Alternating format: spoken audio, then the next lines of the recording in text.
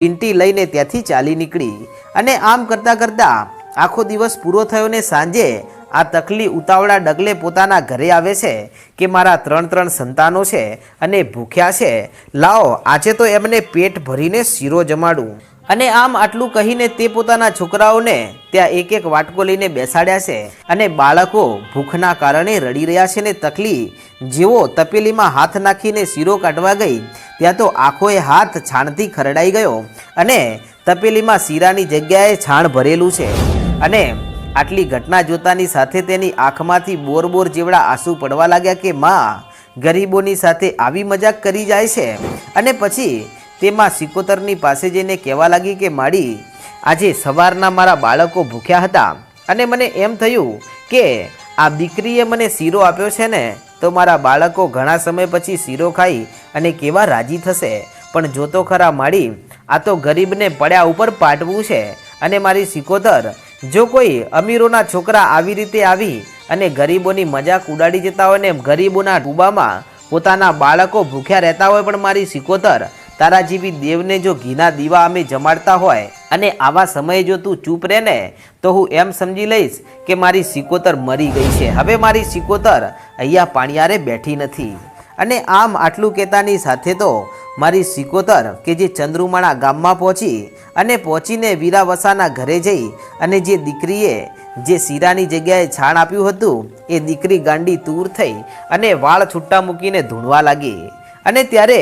દીકરીને આમ ધૂણતા જોઈ અને વીરા વસા બંને રબારીઓ ગભરાણા અને પછી તો બધા રબારીઓ ભેગા થઈ અને ઘણા બધા ભૂવા લાવ્યા, પણ આ તો જોગીની સિકોતર હતી એમ હાથમાં આવે એવી હતી નહીં, તેથી આ દુઃખ કોઈના હાથમાં આવ્યું નહીં। ત્યારે બધા રબારીઓ ભેગા થયા અને એક વૃદ્ધ રબારી આવીને કહેવા લાગ્યા કે અમદાવાદની પાસે પીરાણા ગામ છે અને ત્યાંના જે પીર છે ને એમનું નામ ખૂબ જ વિખ્યાત છે, એમની પાસે આ દીકરીને લઈ જઈએ તો કદાચ દીકરીને સારું થઈ જશે। અને પછી તો ત્યાં આ પીરાણા ગામમાં પહોંચે છે દીકરીને લઈ અને જ્યારે આ પીરની પાસે દીકરીને બેસાડવામાં આવીને દીકરી ધૂણવા લાગીને ત્યારે પીરાણાના પીર કહે છે કે કોણ છે તું અને આ રીતે આવી નાનકડી દીકરીને કેમ હેરાન કરે છે? અને તો પણ આ પીરને પણ આ દીકરીના શરીરમાં કોણ ધૂણે છે ને એની કાંઈ જ ખબર પડી નહીં, પરંતુ આખરે આ પીર છેલ્લી વાર કહે છે કે તું કોણ છે અને આ દીકરીએ તારું શું બગાડ્યું છે? તું જે હોય ને તે અમને જણાવી દે, તારો જે વ્યવહાર થતો હોય ને એ હું જોડે રહીને અપાવીશ। અને ત્યારે દીકરી હાકોટો કરીને બોલી કે હું એક તકલી દેવી પૂજકની એક માતા સિકોતર છું ને આ દીકરીએ એમના નાના નાના બાળકોને ભૂખ્યા રાખ્યા છે અને શીરાની જગ્યાએ છાણ આપી દીધું છે ખાવા માટે। અને આમ જે ઘટના બની હતી તે આખી એ ઘટના વિસ્તારપૂર્વક આ દીકરી બોલે છે। અને ત્યારે આ બધા જ રબારીઓએ નક્કી કર્યું પીરની સામે કે અમે આ દીકરીની ભૂલને કબૂલ કરવા માટે તૈયાર છીએ, એના બદલામાં શું કરવાનું? ત્યારે માં સિકોતર કહે છે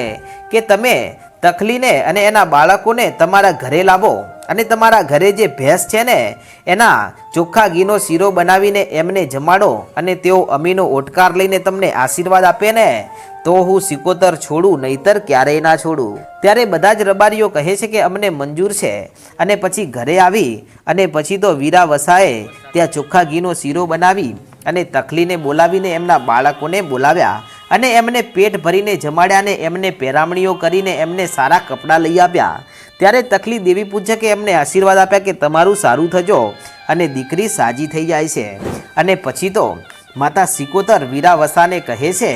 કે હે વીરા વસા, હું એક રબારી કુળમાં પૂજાવા માગું છું અને મને તકલી દેવી પૂજકની સિકોતરને તમારા ઘરે આંગણે બેસાડો અને